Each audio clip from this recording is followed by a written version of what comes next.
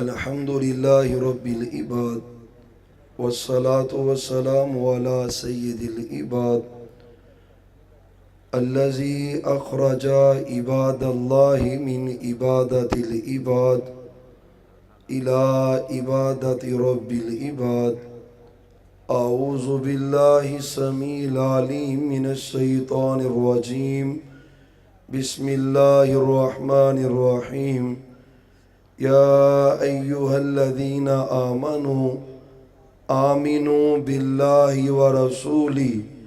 قال النبي صلى الله عليه وآله وسلم: أمرت أن أقاتل الناس حتى يشهدوا أن لا إله إلا الله وأن محمد رسول الله او کما قال علیہ السلام.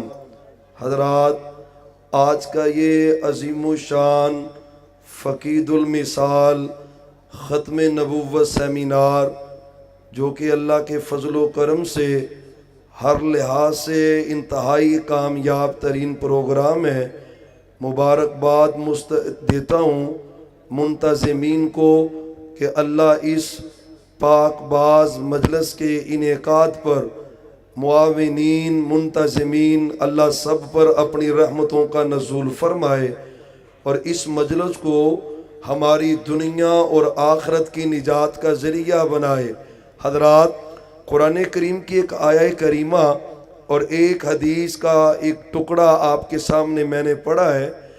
ختم نبوت کے حوالے سے آپ گفتگو سماعت فرما رہے ہیں اور میرے بعد بھی جید علماء کرام جماعت کے اپنے اپنے خیالات کا اظہار ختم نبوت کے حوالے سے کریں گے. حضرات، نبی مکرم صلی اللہ علیہ وسلم پر ایمان لانے کا حکم میرا اللہ ایمان والوں کو دے رہا ہے.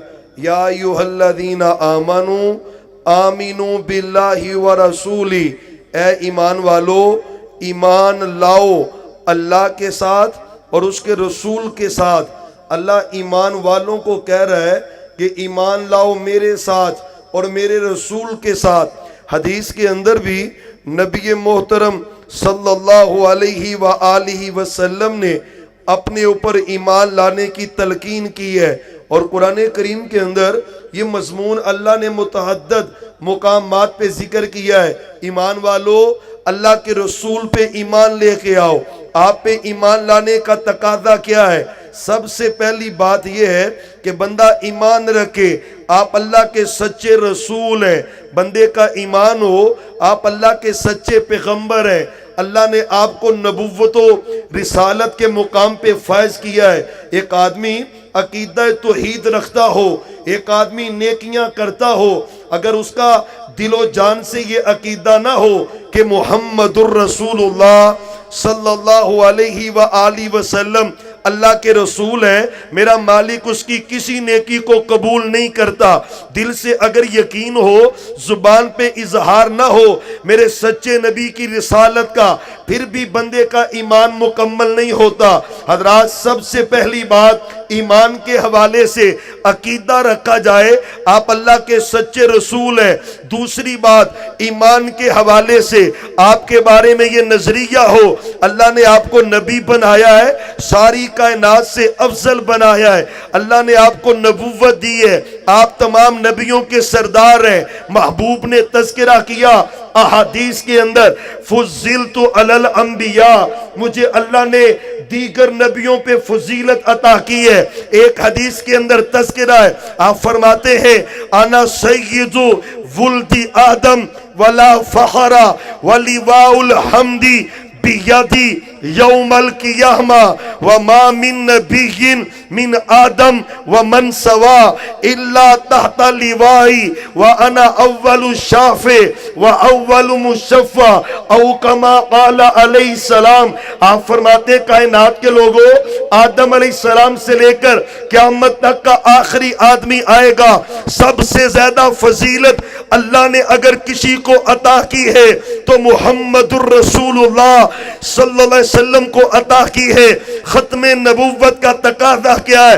اہل حدیث یوتھ فورس پاکستان کے نوجوانوں کا، شہینوں شہبازوں کا پیغام کیا ہے؟ یہ ختم نبوت کا کارواں پنجاب میں، جنوبی پنجاب میں، سندھ میں، بلوچستان میں، کے پی کے میں، اللہ کے فضل سے پورے ملک میں، پورے ملک کے ایک ایک ضلع میں انشاءاللہ اللہ کے فضل سے یوتھ فورس کے نوجوان، مرکزی جمعیت اہل حدیث پاکستان کے امیر علامہ پروفیسر سینیٹر ساجد میر صاحب کی امارت میں، حافظ فیصل افضل شیخ صاحب کی صدارت میں، میرے بڑے بھائی قائد محترم پروفیسر حافظ عامر صدیقی صاحب کی قیادت میں انشاءاللہ یوتھ فورس کا یہ قافلہ پورے پاکستان میں عقیدہ ختم نبوت کا اعلان کرتا رہے گا، باطل قوتوں کو یہ پیغام دیتا رہے گا محمد عربی کے غلام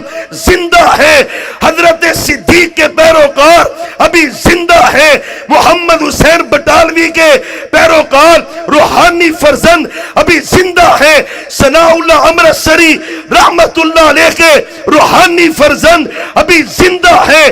بتائیں گے لوگوں کو ابراہیم کمیر پوری رحمت اللہ علیہ کے فرزند ابھی زندہ ہیں، لوگوں کو بتائیں گے شہید ملت کے فرزند ابھی زندہ ہیں۔ انشاءاللہ ہم ان مرضیوں کا ناطقہ بند کر کے رہیں گے، اور پورے ایمان سے بولو انشاءاللہ، ہاتھ اٹھا کے بولو انشاءاللہ، اور ختم نبوت کے لیے نکلو گے اور قربانیاں دینی پڑی دو گے، جانیں دینی پڑی دو گے، مال خرچ کرنا پڑا خرچ کرو گے، انشاءاللہ ہم ان کا جینا ہلاک کر کے رکھ دیں گے، ان کو بتائیں گے میرے محبوب کی ذات بھی اللہ ہے، میرے نبی کی بات بھی۔ حضرات توجہ کرنا، توجہ حضرات، میرے نبی پہ ایمان کا تقاضا، آپ اعلیٰ ہیں، آپ بہتر ہیں، آپ بہترین ہیں، اور اہل حدیث کا عقیدہ کیا ہے؟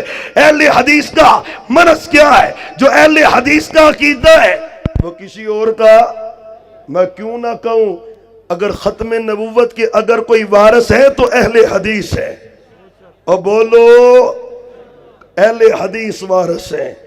اگر اہل حدیث نہیں تو رب کی قسم کوئی دوسرا، کیونکہ ہم نے ختم نبوت کو ویسے مانا ہے جیسے ابو بکر صدیق نے مانا ہے، ہم نے ختم نبوت کو ویسے مانا جیسے حضرت فاروق نے مانا، جیسے حضرت عثمان نے مانا، حضرت علی نے مانا، سعد اور سعید نے مانا، طلحہ زبیر نے مانا، احد والے، خندق والے، بدر والے، جس طرح انہوں نے مانا ہم نے مانا۔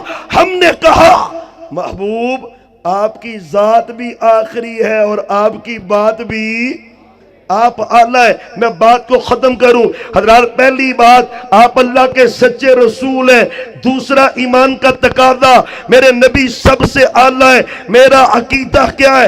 خدا سے تو کم ہے، خدا سے تو کم ہے، سب سے زیادہ اہل حدیث کا عقیدہ۔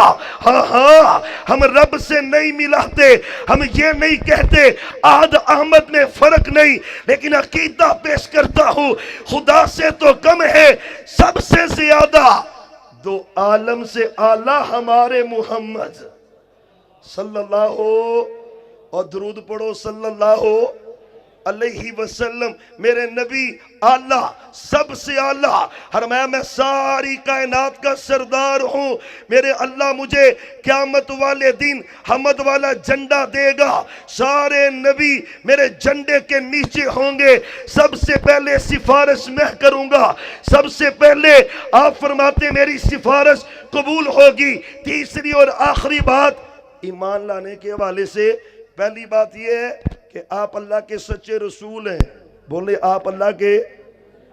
دوسری بات، آپ اللہ کے بعد پوری کائنات میں سب سے، جس کا عقیدہ وہ بولے، جس کا عقیدہ بولے، اللہ کے بعد سب سے اعلیٰ محمد صلی اللہ علیہ وسلم۔ تیسری اور آخری بات عرض کروں، حضرات آپ پہ ایمان لانے کا تقاضا ہے، میرے نبی آخری نبی ہیں، آپ کے بعد کوئی نبی نہیں آنا۔